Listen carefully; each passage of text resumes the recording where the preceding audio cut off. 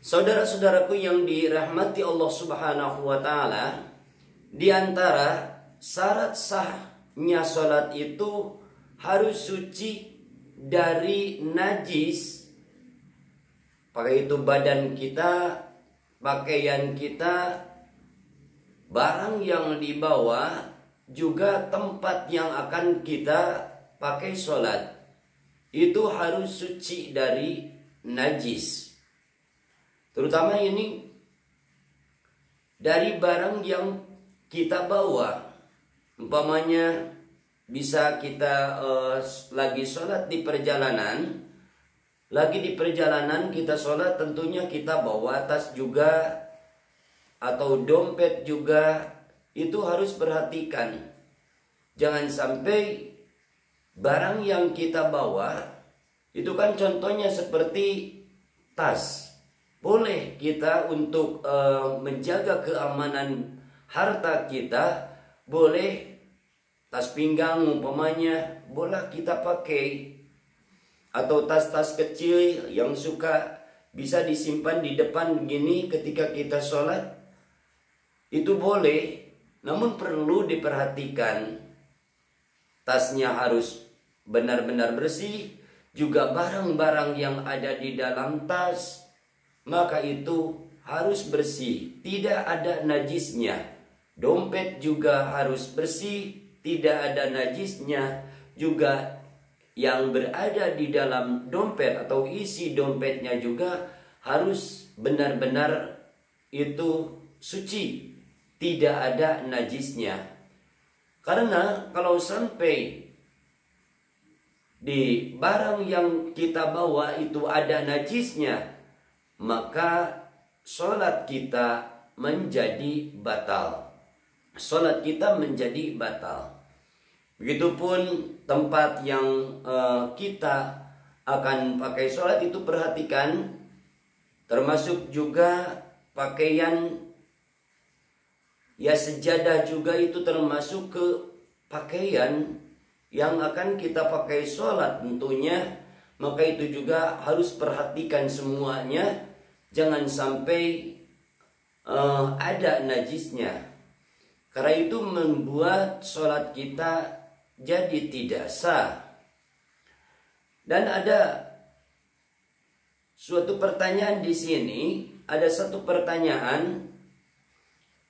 Bagaimana kalau kita lagi sholat, lalu umpamanya cicak buang kotoran umpamanya. Cicak buang kotoran kena ke badan kita atau ke pakaian kita. Maka di sini perlu diperhatikan,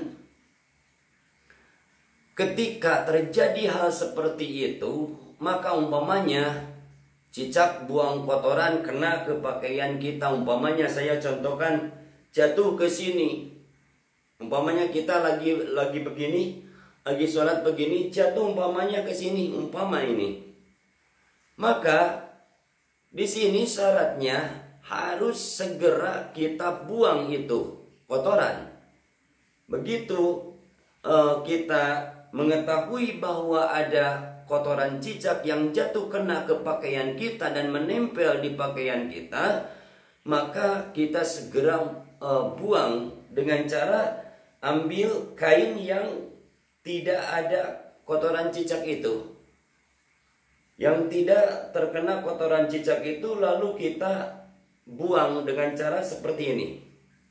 Nah, setelah kotoran cicak itu jatuh, maka perhatikan bekas menempel tadi kotoran cicak, apakah ada bekas di pakaian kita atau tidak.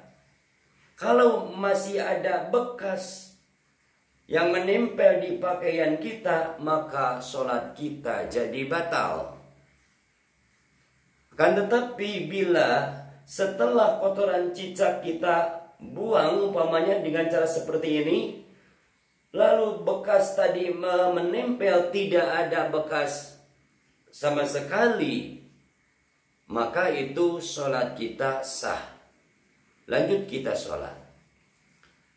Awas perhatikan, harus segera kita buang. Kalau kita diamkan dengan waktu yang terhitung agak lama umpamanya, maka otomatis sholat kita menjadi batal. Itu. Dan yang diampuni itu dimaafkan kalau kita lagi sholat umpamanya kita punya luka. Lagi sholat keluar darah. Darah itu kan najis. Keluar darah, maka otomatis darah itu menempel ke pakaian kita atau di badan kita itu, yang dari luka itu keluar darah, maka itu makfuun anhu, artinya itu najis yang dimaafkan. Jadi dimaafkan, tetap sah sholatnya kalau terjadi keluar darah dari luka di badan kita, keluar darah, maka itu tetap sah sholatnya. Itu dimaafkan itu.